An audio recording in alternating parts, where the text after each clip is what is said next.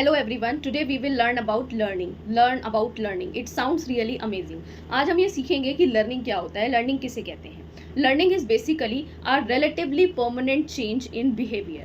हमारे बिहेवियर में आने वाला एक परमानेंट चेंज जिससे कि हम क्या बोलते हैं, लर्निंग.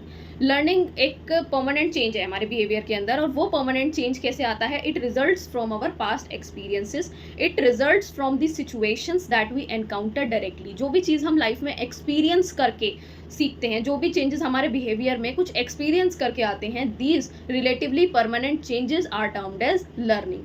लर्निंग जो है वो कोई टेम्पररी चेंज नहीं है. लेट सपोज अगर कोई मेडिकल इलनेस है, उससे आने वाला जो हमारा बिहेवियरल चेंज है, it is not considered under learning. जब कभी हम बीमार होते हैं तो हमारे बिहेवियर में भी कुछ चेंजेस आते हैं.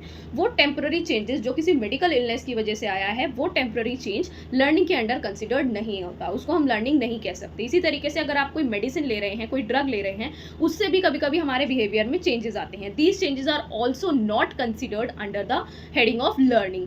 इसी तरीके से जब भी हम कुछ भी एक इस तरीके का टेम्पररी चेंज अपने अंदर ऑब्जर्व करते हैं जो कि बहुत शॉर्ट पीरियड ऑफ टाइम के लिए है, वो टेम्पररी चेंजेस, जैसे कि मैच्योरेशन से आने वाला चेंजेस. जब हम मैच्योर होते हैं, हमारी बॉडी में ग्रोथ होता है, हमारा मेंटल ग्रोथ होता है, तो ये जो मैच्योरिटी से आने वाले चेंजेस होते हैं, ये तो हमारे नेचुरल प्रोसेस के अंडर आते हैं. ये भी लर्निंग नहीं है.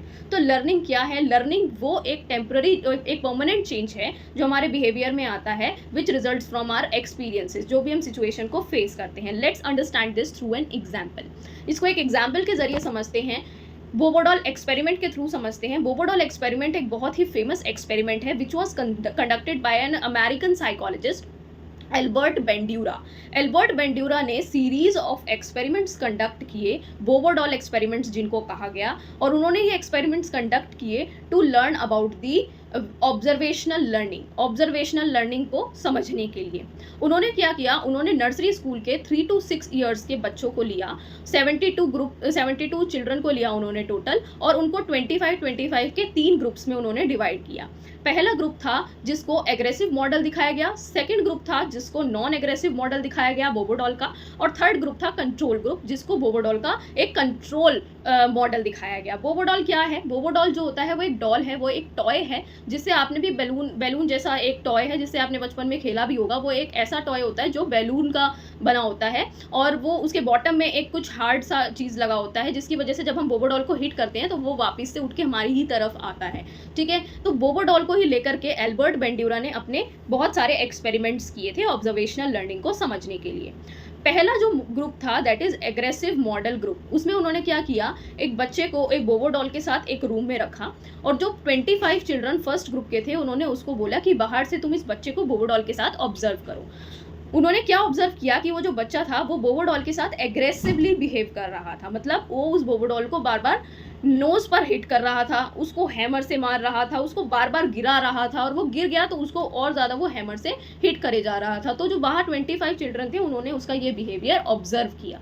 इसी तरीके से सेकेंड ग्रुप के 25 चिल्ड्रन थे, उनको भी एक मॉडल दिखाया गया जिसमें बोबोडॉल के साथ एक बच्चा था, और वो बोबोडॉल को एग्रेसिवली उसके साथ बिहेव नहीं कर रहा था, वो उसके साथ बहुत ही मज़े से खेल रहा था जैसे कि बच्चे खेलते हैं. ना तो उसने उसको हिट किया, ना ही उसने उसे हैमर से हिट किया, वो उसके साथ नॉर्मली खेल रहा था, उसको प्यार से वो बार बार झुला रहा था. ठीक है, इसी तरह तो जो बाहर 25 चिल्ड्रन थे उन्होंने उस नॉन एग्रेसिव मॉडल को ऑब्जर्व किया. तीसरा ग्रुप था कंट्रोल ग्रुप. कंट्रोल ग्रुप का जो मॉडल था उसने क्या किया?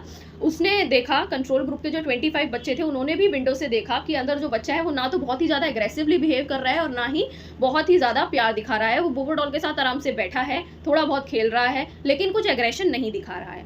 बाद में जब ये तीनों मॉडल्स दिखा दिए गए, उसके बाद तीनों ग्रुप के बच्चे, एग्रेसिव ग्रुप जिनको दिखाया गया था, नॉन एग्रेसिव ग्रुप, और तीसरा कंट्रोल ग्रुप जिनको दिखाया गया था, उन तीनों ग्रुप के बच्चों को ऑब्जर्व किया गया. तो ये देखा गया कि जो फर्स्ट ग्रुप के बच्चे थे वो सबसे ज़्यादा एग्रेसिव बिहेवियर शो कर रहे थे एज कंपेयर टू वो बच्चे जिनको नॉन एग्रेसिव और कंट्रोल ग्रुप वाले मॉडल को दिखाया गया था.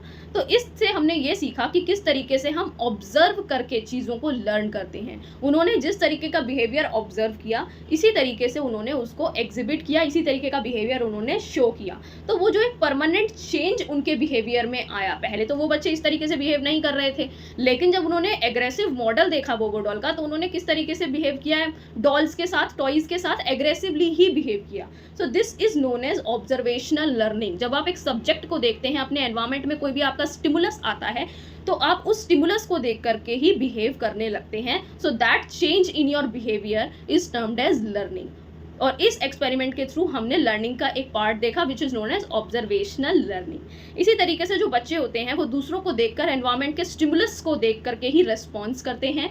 एनवायरमेंट में अगर कोई अच्छी चीज़ देखते हैं तो गुड हैबिट्स अपनाते हैं, और इसी तरीके से बच्चे बैड हैबिट्स को भी सीखते हैं। So this was all about learning. I hope you like my video. Thank you so much.